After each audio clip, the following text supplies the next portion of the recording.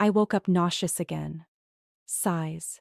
3 months in a row. Every single morning. I barely made it to the bathroom before I threw up. My hands shook as I gripped the sink. You okay? Derek called from the bedroom. Fine, I said. Just a stomach bug. But it wasn't a bug.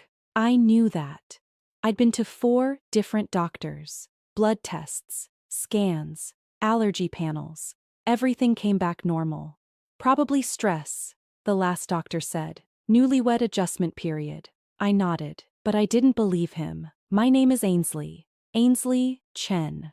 I got married 6 months ago to the man I thought I'd spend my life with. Derek was perfect on paper, successful, charming, attentive, but something had changed after the wedding. I couldn't put my finger on it. Just small things. The way he watched me, the way he asked where I'd been, who I'd talked to. Curious. And I'd been sick ever since our honeymoon. That morning, I went to the ER. The nausea was getting worse. I could barely keep water down. A nurse took my vitals. Young woman, maybe 30. She kept glancing at my necklace. That's beautiful, she said quietly. I touched it. A delicate gold chain Derek gave me on our wedding day. My husband's gift, I said. She stared at it for a long moment. Then, she leaned closer. Her voice dropped to a whisper. Take off your necklace. I can see what's inside. I froze. What? Don't react, she said quickly. But I need you to trust me. My heart started pounding. I don't understand. She glanced at the door. Then, back at me. That's not a normal necklace. What do you mean? I whispered. The nurse pulled out her phone. She typed something and showed me the screen. A news article from 2 years ago. Woman poisoned through jewelry. Husband arrested. My blood went cold. I can't say more here, she said quietly. But I've seen this before. In training. Hollow jewelry can be filled with substances. Slow-release toxins. I stared at the necklace around my neck. You're saying my husband? I'm saying take it off. Get it tested, but don't let him know you're suspicious. She stood up quickly as another nurse walked past. The doctor will be in soon, she said in a normal voice. Then softer. Be careful. She left. I sat there alone. My hands wouldn't stop shaking. I reached for the necklace clasp, then stopped. If she was right, if Derek knew I'd removed it, what would he do? I thought back to our wedding day. He'd insisted I wear it. Every day. Never take it off. It's a symbol of our commitment, he'd said. Promise me you'll always wear it. I'd thought it was romantic. Now I felt sick for a different reason. The doctor came in, ran more tests, found nothing. Could be anxiety, he said. I'll prescribe something mild. I nodded. I took the prescription. But when I got to my car, I didn't go home. I drove to a jewelry store across town, a small place I'd never been to. Can you look at this? I asked the owner. Tell me if it's normal? He was an older man. He took the necklace carefully. He examined it under a magnifying glass. His expression changed. Where did you get this?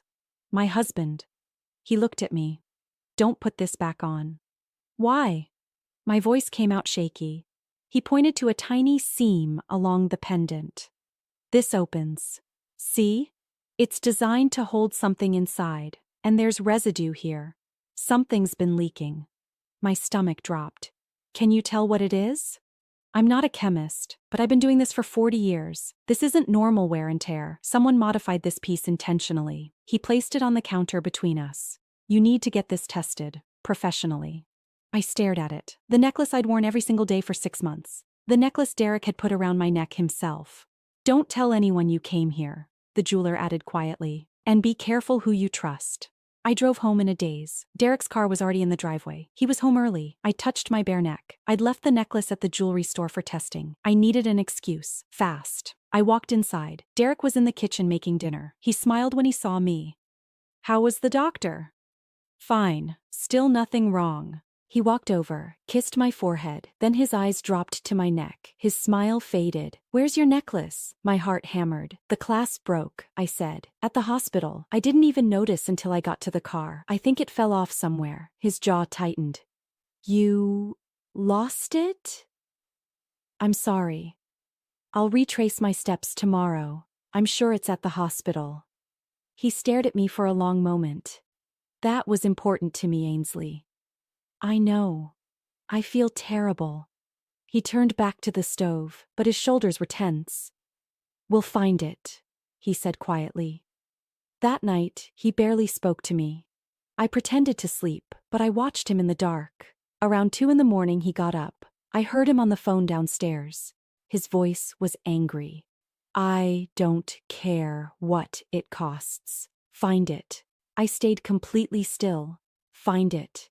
He was looking for the necklace, not because it was sentimental, because he needed it back. I heard him pace downstairs for another 20 minutes. Then, silence. He came back to bed. I kept my eyes closed, my breathing steady. He lay there awake. I could feel him staring at me in the dark. The next morning, I woke up feeling better. For the first time in 3 months, I wasn't nauseous. Derek noticed too. "You seem better," he said at breakfast. "Maybe whatever it was finally passed," I said. He watched me eat, his expression unreadable. "I called the hospital," he said. "About your necklace. They haven't found it." "I'll keep looking. Maybe we should file a police report. It was expensive." My throat tightened. "Sure, if it doesn't turn up." He left for work. I waited until his car disappeared down the street. Then I called the jewelry store. "Did you test it?" I asked. "I sent it to a lab I trust. Results should be back this afternoon, but Miss Chen, I really think you should go to the police." "Not yet. I need proof first." I hung up. I spent the morning searching our house. I didn't know what I was looking for. Just evidence. Anything. I found it in Derek's home office, a locked drawer in his desk. I'd never questioned it before. He said it was work documents. I used a letter opener to pop the lock. Inside were papers, medical records, but not mine. They belonged to someone named Miranda Hale. Hospital admissions, toxicology reports, a death certificate, cause of death, acute poisoning from unknown substance, and at the bottom of the file, a marriage certificate. Derek had been married before, to Miranda. She died 2 years ago, 3 months after their wedding, the same timeline as my sickness. I heard a car door slam outside. Derek was home. In the middle of the day, I shoved everything back in the drawer, tried to close it. The lock wouldn't catch. His footsteps on the porch. "Ainsley?" I stepped away from the desk. "In here," I called. He appeared in the doorway. His face was calm, too calm. "What are you doing in my office?" "Looking for stamps. I need to mail something." His eyes went to the desk. The drawer was slightly open. "Did you find them?" "No. I'll check the kitchen." I walked past him. My legs felt weak. He didn't follow me. He stayed in the office. I heard the drawer close, then lock. I went to the kitchen, grabbed my purse, my phone. I needed to leave. Now. But Derek appeared behind me. "Where are you going?" "Grocery store. We're out of milk." "I'll come with you." "You don't have to." "I want to." There was something in his voice. Something hard. We drove in silence. He kept glancing at me. At the store, I excused myself to the bathroom. I locked the stall door and called the jewelry store. The results came back. The owner said, "It's arsenic. Slow-release powder mixed into the pendant's hollow chamber, designed to make contact with skin over time." My hands shook so hard I almost dropped the phone. "I'm calling the police right now," he said. "No, not yet. He's with me. If he finds out, then get somewhere safe. Now." I hung up. I couldn't go back to Derek. Not now. But when I came out of the bathroom, he was waiting right outside. "You okay? You were in there a while." "Just feeling sick again." He put his hand on my lower back, guided me toward the exit. "Let's go home. You should rest." We got back in the car. He didn't drive toward our house. "Where are we going?" I asked. "Somewhere quiet, so we can talk." "About what?" He looked at me. "About what you found in my desk." My blood turned to ice. "Derek, I don't know what." "Don't lie to me, Ainsley." He turned onto an empty road. Trees on both sides. No houses, no cars, just us. "You've been different since yesterday," he said quietly. "Since you lost the necklace." He put the word in air quotes. "I think you know exactly where it is." I reached for the door handle. Child lock. I couldn't open it. "Derek, stop the car." Not until you tell me the truth. He kept driving, deeper into the woods. Where's the necklace, Ainsley?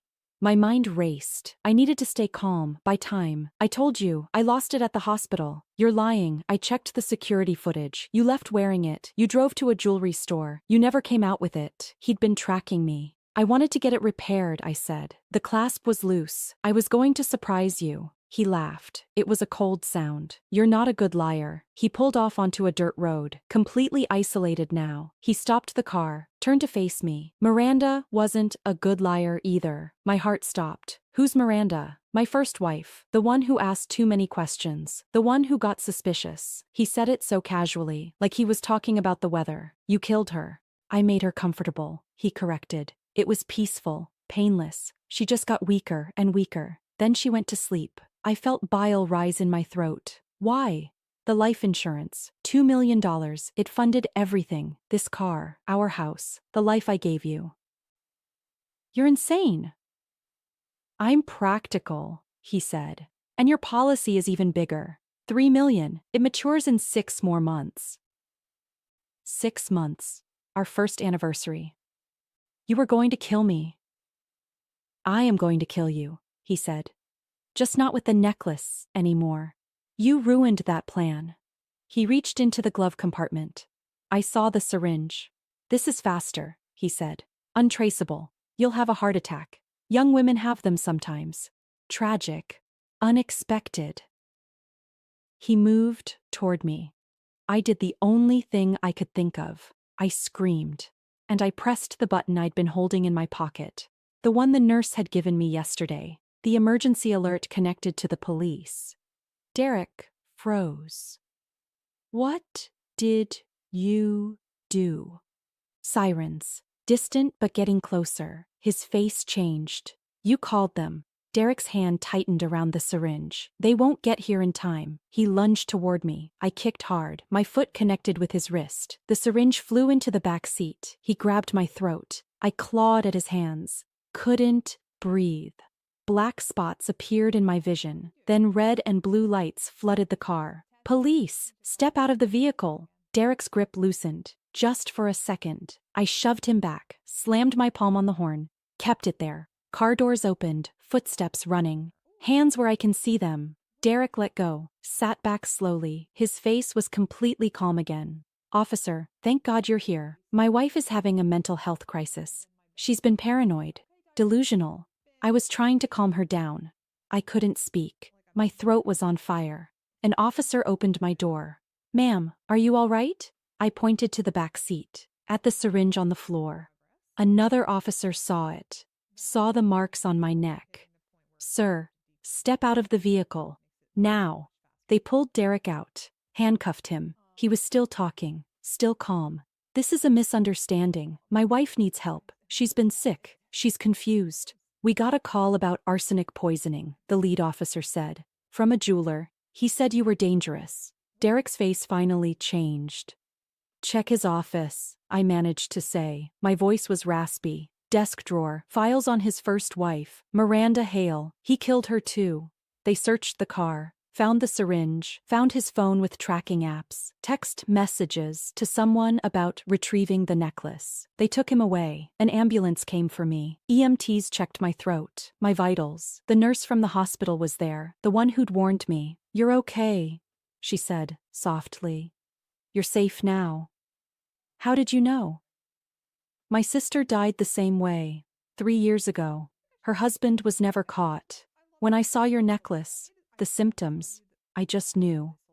She'd saved my life. The police searched our house, found everything. Miranda's files, insurance policies, a journal where Derek documented every dose he'd given us. He'd done this before, and he'd planned to do it again. The trial took 6 months. Derek's lawyer tried everything, claimed I was unstable, that the evidence was circumstantial, that Miranda's death was natural causes. But the arsenic in the necklace told the truth. The syringe in his car, his journal with dates and dosages. Miranda's body was exhumed. Arsenic in her bones. Same levels. Same timeline. The jury deliberated for 3 hours. Guilty. 2 counts of attempted murder. 1 count of murder in the first degree. Life in prison. No parole. I sat in the courtroom and watched them take him away.